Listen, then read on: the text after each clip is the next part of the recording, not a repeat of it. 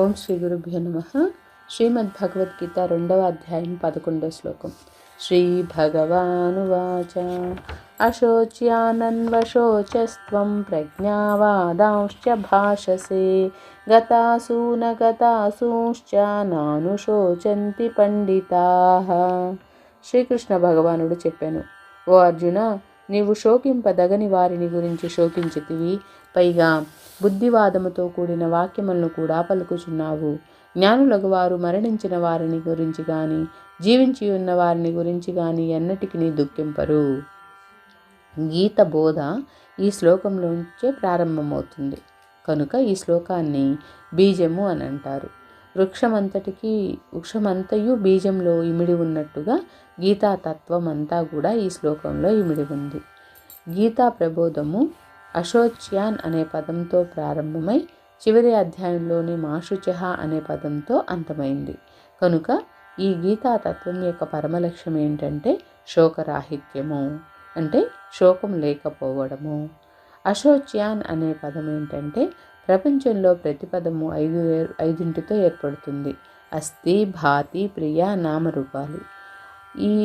ఈ ఐదింటిలో మొదటి మూడైనటువంటి సచ్చిత్, ఆనందములు, సత్యములు, అంటే ఈ మూడు అస్థి, భాతి, ప్రియ అనేవి. నామరూపాలు మాత్రము కల్పితాలు. మూడు మాత్రమే, మొదటి మూడు మాత్రమే వాస్తవ స్వరూపాలు, జీవుడి యొక్క వాస్తవ స్వరూపాలు.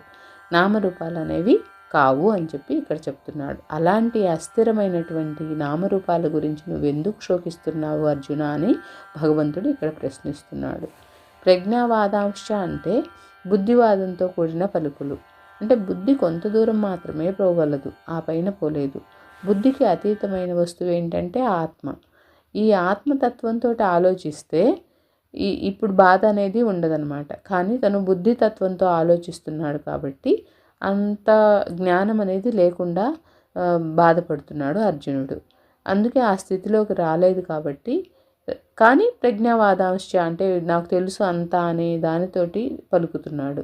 అందుకని ఈ భగవానుడు ఏమంటున్నాడంటే, నువ్వు ప్రజ్ఞావాదాంశలాగా మాట్లాడుతున్నావు, అంటే సూపర్ కాన్షియస్ స్టేట్ లాగా మాట్లాడుతున్నావు, కానీ నువ్వు అక్కడికి రాలేదు అంటున్నాడు అనమాట.